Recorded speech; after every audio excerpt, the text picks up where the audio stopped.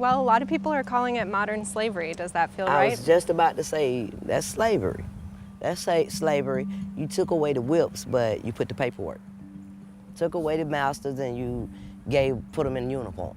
Same difference, same difference. It kind of appears that there is a coordinated system in order to protect the labor that's created by the prison system. Walk into a McDonald's in Alabama, and the worker flipping your McDouble could be an incarcerated person. It's a sad situation of where they getting rich off us. The Alabama Department of Corrections farms out incarcerated people to work at hundreds of private companies and government agencies across the state. McDonald's, Burger King, Golden Corral, Wendy's. They got a Wendy's contract right now. State Trooper's office. They'll send everybody everywhere. They'll send you everywhere. Yes, the parole office. And even though ADOC trusts these incarcerated people to leave prison every day and work alongside the general public, many of them are still denied the chance at real freedom. I work for y'all, but when I come up for parole, you deny me. Why would you deny me? Because you're getting free service.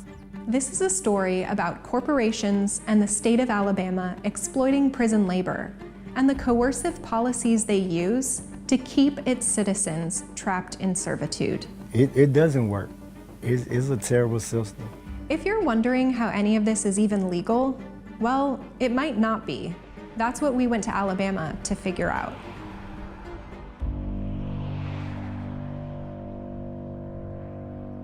So yeah, could you just describe how long you worked here and?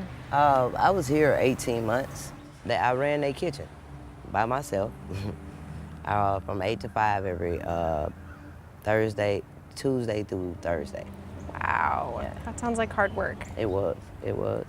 Elizabeth Thomas was in the Alabama Work Release Program for 5 of her 15 years in prison. So they had a combination of incarcerated people and free world people? Yes.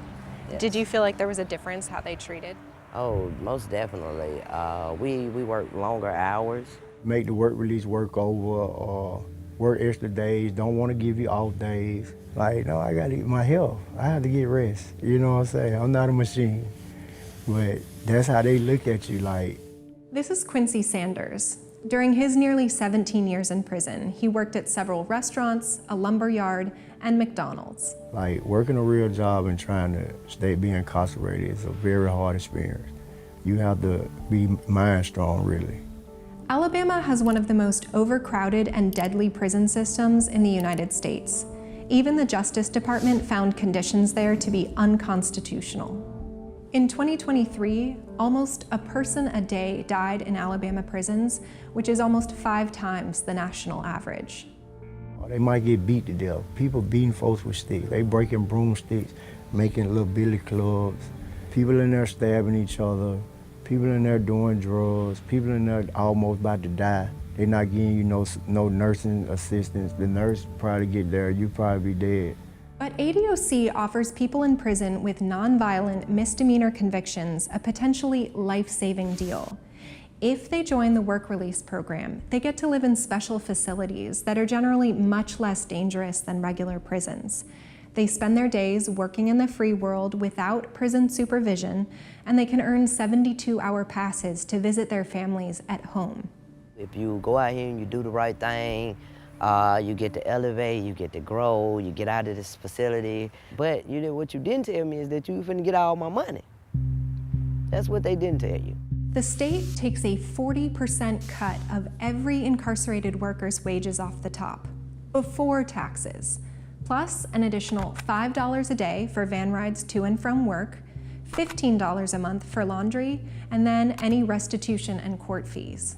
If your check is $636, you might see two something out of that.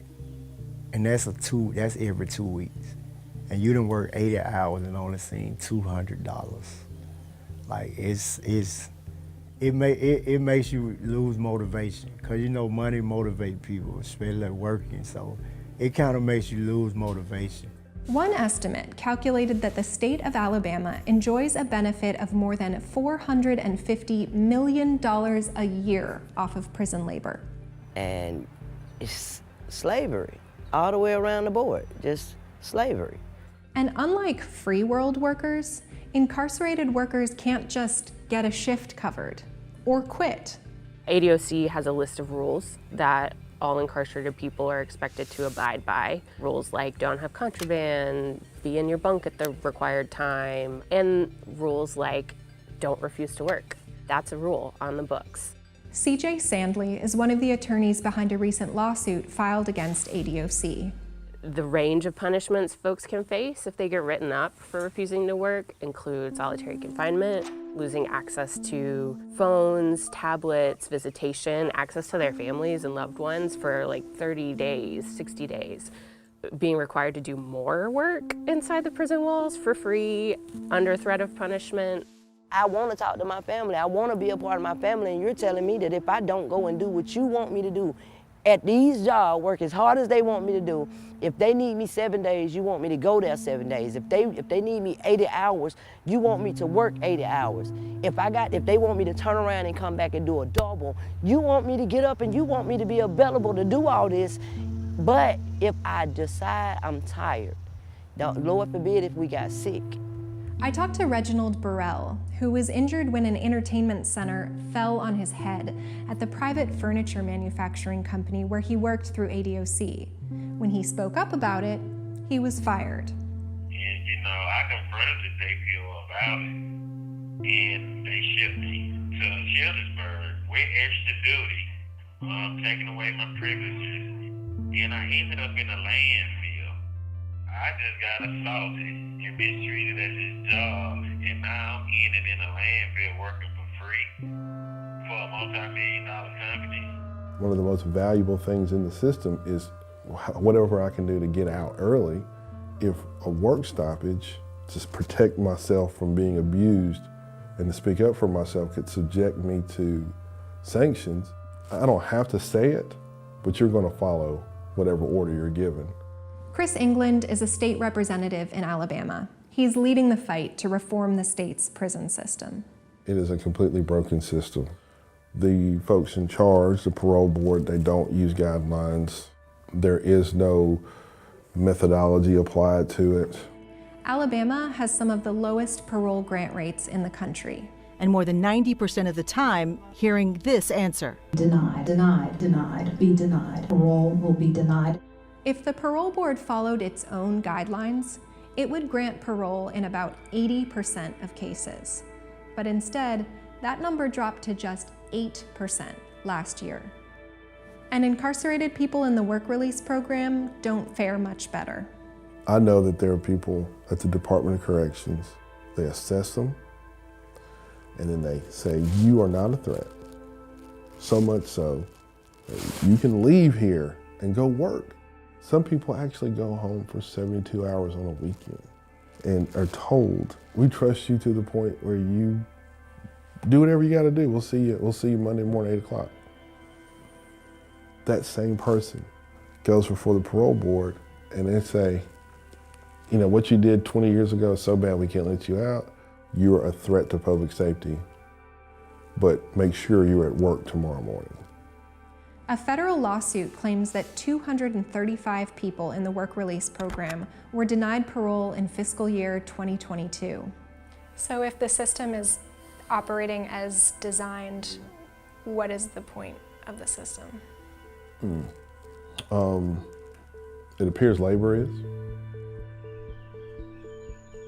One thing our lawsuit talks a lot about is that very clear lineage from slavery in the state to convict leasing and to what we've got now. And the punishment by the Department of Corrections is what our clients are challenging, because that's what amounts to involuntary servitude and slavery by the state. After the Civil War, the 13th Amendment abolished slavery with a key caveat. Forced labor was still allowed for people convicted of a crime. And the states adopted a copycat of this federal amendment. But here's the thing. In 2022, Alabamians made a historic vote to remove this exception. The state has a new constitution. Voters overwhelmingly agreed to make our state constitution free of racist laws and language. However, right after the voters of the state changed the state constitution, the governor and the Department of Corrections really doubled down on the punishment for refusing to work. So the people closed the loophole and then the governor went around to open it up again, basically. Yeah, that's right. Governor Kay Ivey's executive order made encouraging or causing a work stoppage a high-level violation, on the same level as possession of a weapon, drug possession, and bribery. The order also cracked down on correctional incentive time, better known as good time. In some prison systems, good behavior is rewarded with what's known as good time. People can earn sentence reductions and get released from prison early. And the state legislature even changed its good time law to increase that form of punishment for folks who refuse to work. We're simply changing the amount of correctional incentive time or good time days that are offered. Are we increasing or are we lowering it? We are lowering them. All of this was done on the heels of this constitutional change, and frankly, it's a brazen ignoring of the will of the voters of the state, and that's what our lawsuit is about. And so many people want to work, but they want to be paid fairly. They want to be paid a free world wage for the labor they're doing.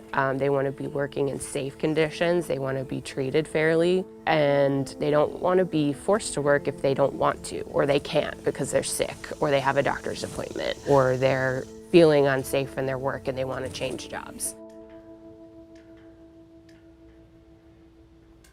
One of the unique things about this state, and really the country, is that things just never end, they evolve.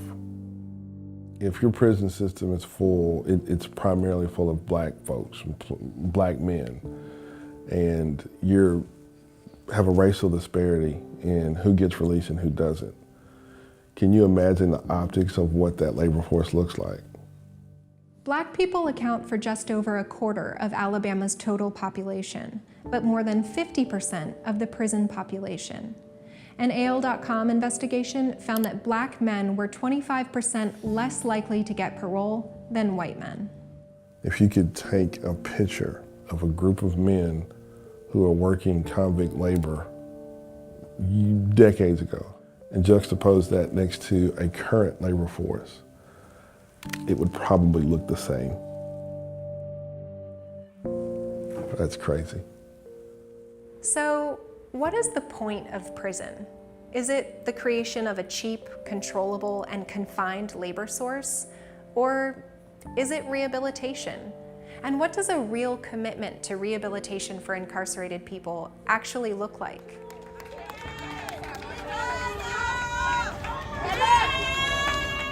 I wish they'd strip that name off of that Alabama Department of Correction. I wish they'll take correction out of that and just say Alabama Department, because ain't no correction. Ain't no correction, ain't no structure, ain't no discipline. You discipline me to do what you want me to do, not the law. Not to come back in society and be able to live off of what you taught me. That's not what's going on. If I lived off what DOC taught me, I'd still be a criminal. Because they want that paycheck. They want me to come back in tomorrow. They want me to, because they money keep flowing. It's no correction. We need to start correcting. We need to start loving. We need to start teaching.